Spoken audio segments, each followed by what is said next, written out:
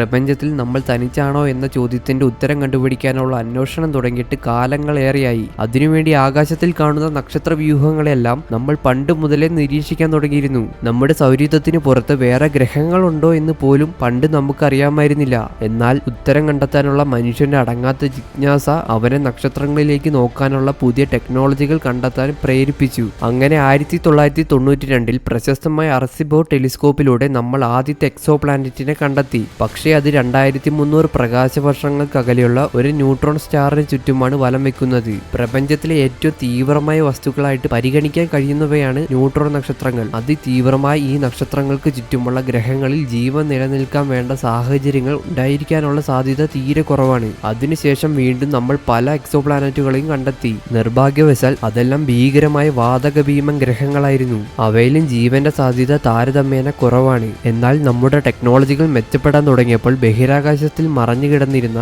അനന്തമായ ഗ്രഹങ്ങൾ നമുക്ക് മുന്നിൽ അനാവൃതമായി. ഇന്ന് നമ്മൾ 5400-ലേറെ എക്സോ പ്ലാനറ്റ്സിനെ കണ്ടുപിടിച്ചിട്ടുണ്ട്. അതിൽ വാതക ഭീമൻ ഗ്രഹങ്ങളും തണുത്തുറഞ്ഞ ഗ്രഹങ്ങളും അഗ്നിലോകങ്ങളും അതിനൊക്കെ പുറമെ ഭൂമിക്ക് സമാനമായ ഗ്രഹങ്ങളും ഉണ്ട്.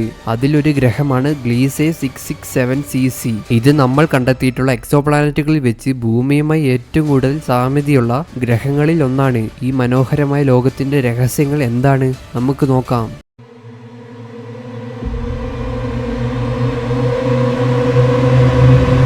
നമ്മുടെ ടെക്നോളജികൾ വളരെയേറെ പുരോഗമിച്ചുവെങ്കിലും അതിന് ഒരുപാട് പരിമിതികളുണ്ട്. ഈ പരിമിതികൾ കാരണം നമ്മൾ കണ്ടുപിടിച്ചിട്ടുള്ള വലിയൊരു ശതമാനം ഗ്രഹങ്ങളും നക്ഷത്രങ്ങളുടെ വളരെ സമീപത്ത് നിൽക്കുന്നവയാണ്. കാരണം അത്തരം ഗ്രഹങ്ങളെ കണ്ടുപിടിക്കാൻ താരതമ്യേന എളുപ്പമാണ്. എന്നാൽ ഇത്തരം ഗ്രഹങ്ങൾ നമ്മുടെ സൂര്യനെ പോലത്തെ നക്ഷത്രങ്ങൾക്ക് ചുറ്റുമാണ് നിലനിൽക്കുന്നതെങ്കിൽ നക്ഷത്രത്തിന്റെ തീവ്രമായ റേഡിയേഷൻ കാരണം അവയിൽ ജീവൻ നിലനിർത്തേണ്ട സാഹചര്യം ഉണ്ടായിരിക്കില്ല.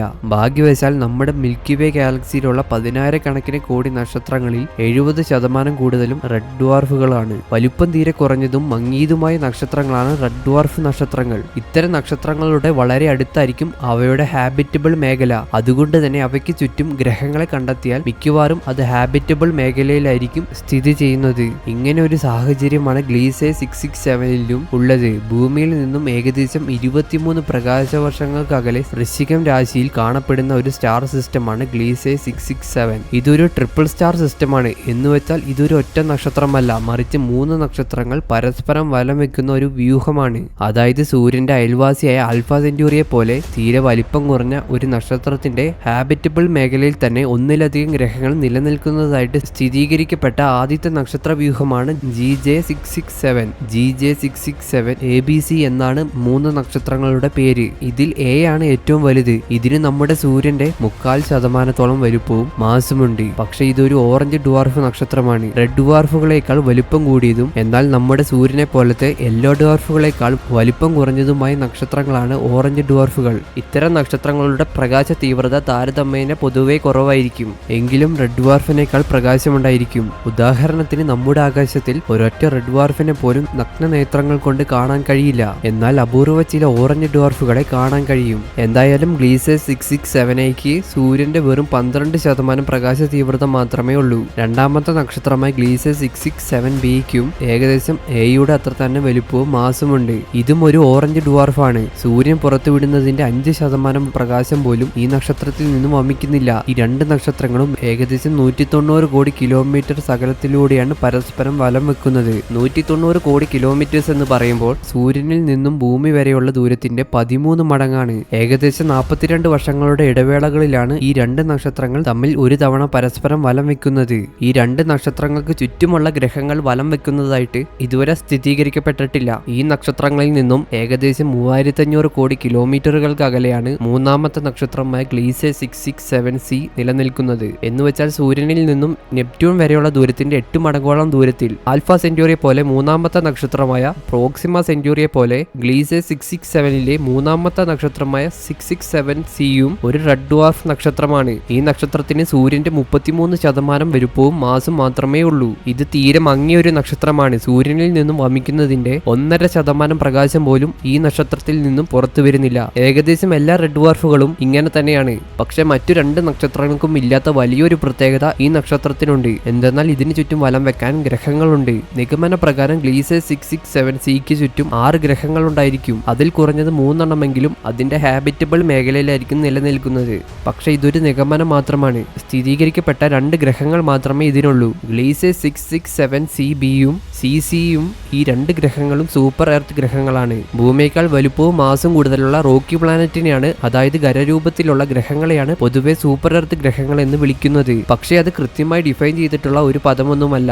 റോക്കി പ്ലാനറ്റ് അല്ലെങ്കിലും ഭൂമിയേക്കാൾ വലുപ്പമുള്ളതും എന്നാൽ വാതക ഭീമൻ ഗ്രഹങ്ങളെക്കാൾ തീരെ വലുപ്പം കുറഞ്ഞതുമായ ഗ്രഹങ്ങളെയും സൂപ്പർ എർത്ത് എന്ന് വിശേഷിപ്പിക്കാറുണ്ട്. മറ്റൊരു കാര്യം, സൂപ്പർ എർത്ത് എന്നത് ഒരു ഗ്രഹത്തിന്റെ മാസിനെ മാത്രമാണ് സൂചിപ്പിക്കുന്നത്. അല്ലാതെ അതിന്റെ അർത്ഥം ഭൂമിയേക്കാൾ കേമമായ ഗ്രഹമാണെന്നല്ല. എന്തായാലും 667cb ആണ് നക്ഷത്രത്തിൽ നിന്നുമുള്ള ആദ്യത്തെ ഗ്രഹം. ഇത് നക്ഷത്രത്തിന്റെ വളരെ അടുത്താണ് നിലനിൽക്കുന്നത്. അടുത്തെന്ന് പറയുമ്പോൾ ഏകദേശം 75 ലക്ഷം കിലോമീറ്റർ ദൂരത്തിൽ. മെർക്കുറി പോലും സൂര്യനിൽ നിന്നും 5 കോടി കിലോമീറ്റേഴ്സിൽ കൂടുതൽ ദൂരത്തിലാണെന്ന കാര്യം ഓർക്കണം.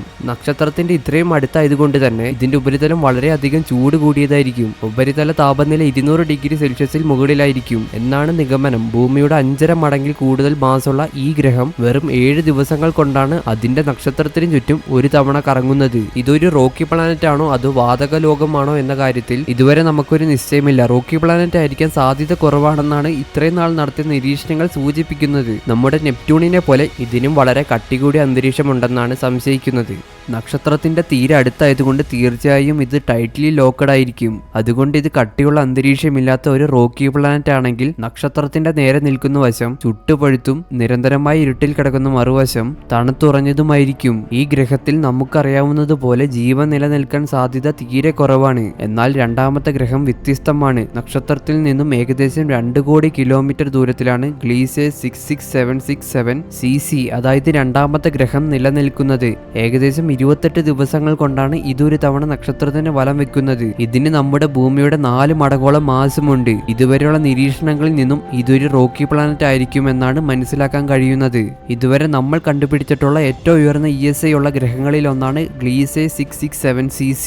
ഒരു ഗ്രഹത്തിന്റെ ഭൂമിയുമായുള്ള സാമ്യത എത്രത്തോളമാണെന്ന് നോക്കുന്ന ഒരു അളവാണ് എർത്ത് സിമിലാരിറ്റി ഇൻഡെക്സ് അഥവാ ESI. ഇതിന്റെ ESI 0.85 ആണ്. എന്ന് വെച്ചാൽ ഇതിന് ഭൂമിയുമായി 85% സാമ്യതയുണ്ട്. സാമ്യത എന്ന് പറഞ്ഞാൽ അത് ബാഹ്യമായി കാണപ്പെടുന്ന സാമ്യത മാത്രമാണ്, അല്ലാതെ അവിടെ ഭൂമിയിലുള്ളതുപോലത്തെ അവസ്ഥകളാണെന്നല്ല. എന്തായാലും 2 കോടി കിലോമീറ്റേഴ്സ് ദൂരം എന്ന് പറയുമ്പോഴും നമ്മുടെ സൗരയൂഥവുമായിട്ട് താരതമ്യം ചെയ്യുമ്പോൾ അത് നക്ഷത്രത്തിന്റെ വളരെ അടുത്താണ്. പക്ഷെ ഇത് തീരെ മങ്ങിയ നക്ഷത്രമായതുകൊണ്ട് നക്ഷത്രത്തിൽ നിന്നും ഏകദേശം 1.5 കോടി കിലോമീറ്റേഴ്സ് മുതൽ 3.5 കോടി കിലോമീറ്റേഴ്സ് വരെയാണ് അതിന്റെ ഹാബിറ്റബിൾ മേഖല. അപ്പോൾ ഈ ഗ്രഹം നക്ഷത്രത്തിന്റെ ഹാബിറ്റബിൾ മേഖലയുടെ ആരംഭത്തിലാണ് നിലനിൽക്കുന്നത്. അതിനാൽ തന്നെ സൂര്യനിൽ നിന്നും ഭൂമിക്ക് ലഭിക്കുന്നതിന്റെ 90% പ്രകാശമാണ് ഈ ഗ്രഹത്തിന്റെ ഇതിന്റെ നക്ഷത്രത്തിൽ നിന്നും ലഭിക്കുന്നത്. അങ്ങനെയാണെങ്കിൽ ദൂരവും നക്ഷത്രത്തിന്റെ പ്രകാശ തീവ്രതയും ഒക്കെ വെച്ച് പരിഗണിക്കുമ്പോൾ ഏകദേശം 4 മുതൽ 8 ഡിഗ്രി സെൽഷ്യസ് വരെയായിരിക്കും ഈ ഗ്രഹത്തിന്റെ ശരാശരി ഉപരിതല താപനില. അതായത് ഭൂമിയേക്കാൾ കുറച്ചുകൂടെ താപനില കുറവ്. നക്ഷത്രത്തിൽ നിന്നും ലഭിക്കുന്ന പ്രകാശത്തിൽ വലിയൊരു ശതമാനവും നമുക്ക് കണ്ണിൽ കാണാൻ കഴിയാത്ത ഇൻഫ്രാറെഡ് കിരണങ്ങളാണ്. അതുകൊണ്ട് ഗ്രഹത്തിന്റെ ഉപരിതലം താരതമ്യേന ശകലം ഇരുട്ട് നിറഞ്ഞതായിരിക്കും. എന്തായാലും സൂര്യനിൽ നിന്നും ഭൂമിക്ക് ലഭിക്കുന്നതിന് തുല്യമായ അളവിലുള്ള ഊർജം ഈ ഗ്രഹത്തിന് ഇതിന്റെ നക്ഷത്രത്തിൽ നിന്നും ലഭിക്കുന്നുണ്ട്. അപ്പോൾ ഇതിന്റെ ഉപരിതലത്തിൽ ജലത്തിന് ദ്രാവക രൂപത്തിൽ തന്നെ നിലകൊള്ളാൻ കഴിയും. ഇവിടെ നിന്നാൽ പകൽ സമയത്ത് 3 നക്ഷത്രങ്ങൾ ഒരുമിച്ച് ഉദിച്ചു നിൽക്കുന്ന മനോഹരമായ ദൃശ്യം കാണാം. രാത്രിയിലാണെങ്കിൽ മറ്റു 2 നക്ഷത്രങ്ങൾക്കും നമ്മുടെ ആകാശത്തിൽ ചന്ദ്രന്റെ അത്രത്തോളം തിളക്കമുണ്ടായിരിക്കും. അത് വളരെയേറെ കൗതുകം ഉളവാക്കുന്ന ഒരു കാഴ്ച തന്നെയായിരിക്കും. ഗ്ലീസേ 667cc-യിൽ ജീവനുണ്ടോ എന്നറിയില്ല. പക്ഷെ ജീവനുണ്ടെങ്കിൽ അവയ്ക്ക് അവിടെ അതിജീവിക്കാൻ ഒരുപാട് പ്രതിബന്ധങ്ങളെ തരണം ചെയ്യേണ്ടതുണ്ട്. ഭൂമിയേക്കാൾ 4 മടങ്ങ് മാസമുള്ളത് കൊണ്ട് ഇതിന്റെ ഉപരിതലത്തിൽ നിൽക്കുമ്പോൾ അതനുസരിച്ച് ശക്തമായ ഗ്രാവിറ്റി അനുഭവപ്പെടും. ഈ ശക്തമായ ഗ്രാവിറ്റിയിൽ അതിജീവിക്കണമെങ്കിൽ അവിടെയുള്ള ജീവികൾക്കെല്ലാം അത്യധികം ശക്തമായ പേശികളുള്ള ജീവികളായിരിക്കണം. ഗ്രാവിറ്റി വർദ്ധിക്കുന്നതിനനുസരിച്ച് ഒരു ഗ്രഹത്തിന് കൂടുതൽ അന്തരീക്ഷവും പിടിച്ചു നിർത്താൻ സാധിക്കും. അപ്പോൾ ഈ ഗ്രഹത്തിന് അന്തരീക്ഷമുണ്ടെങ്കിൽ അത് വളരെയേറെ കട്ടി കൂടിയതായിരിക്കും. അനന്തരഫലമായി അന്തരീക്ഷ സമ്മർദ്ദവും അതികഠിനമായിരിക്കും. കഠിനമെന്ന് വെച്ചാൽ ഭൂമിയിലെ സമുദ്രങ്ങളുടെ അടിത്തട്ടിൽ ഉള്ളതിന്റെ അത്ര സമ്മർദ്ദമായിരിക്കും ഈ ഗ്രഹത്തിന്റെ അന്തരീക്ഷത്തിൽ അനുഭവപ്പെടുന്നത്. ഈ കഠിനമായ സമ്മർദ്ദത്തിന് ലോഡിനെ കൂടെ താങ്ങാനുള്ള കഴിവ് ഇവിടെയുള്ള ജീവികൾക്ക് ഉണ്ടായിരിക്കണം. പക്ഷെ ഇതൊന്നും ഒരു വലിയ പ്രശ്നമല്ല. ഇത്തരം സാഹചര്യങ്ങളിൽ അതിജീവിക്കാൻ കഴിയുന്ന ജീവികൾ നമ്മുടെ ഭൂമിയിൽ തന്നെ ധാരാളമുണ്ട്. എന്നാൽ പ്രശ്നം എന്നത് എല്ലാ റെഡ് ഡ്വാർഫുകളെ പോലെ ഗ്ലീസേഴ്സ് 667cയും വളരെ അൺസ്റ്റേബിൾ ആയ ഒരു നക്ഷത്രമാണ്. അതായത് എപ്പോൾ വേണമെങ്കിലും ഇതിൽ നിന്നും വൻതോതിലുള്ള ഊർജ പ്രവാഹം ഉണ്ടാകാനുള്ള സാധ്യതയുണ്ട്. അത് എപ്പോൾ സംഭവിക്കുമെന്ന് ഒരു രീതിയിലും പ്രവചിക്കാനും കഴിയില്ല. ഈ ഗ്രഹത്തിന് കട്ടിയുള്ള നല്ലൊരു അന്തരീക്ഷം ഉണ്ടോ ഇല്ലയോ എന്ന കാര്യം നിലവിൽ നമുക്കറിയില്ല. വളരെയേറെ കട്ടിയുള്ള ഒരു അന്തരീക്ഷം ഇല്ലെങ്കിൽ നക്ഷത്രത്തിൽ നിന്നും വരുന്ന ഊർജ പ്രവാഹത്തിന് ഈ ഗ്രഹത്തിലുള്ള സകല ജീവനെ നശിപ്പിക്കാനുള്ള ശക്തി ഉണ്ടായിരിക്കും. പക്ഷെ ഇവിടെ വലിയ സമുദ്രങ്ങൾ ഉണ്ടെങ്കിൽ തീർച്ചയായും ജീവികൾക്ക് വളരെ സുരക്ഷിതമായി സമുദ്രങ്ങളുടെ ആഴങ്ങളിൽ അതിജീവിക്കാനാകും.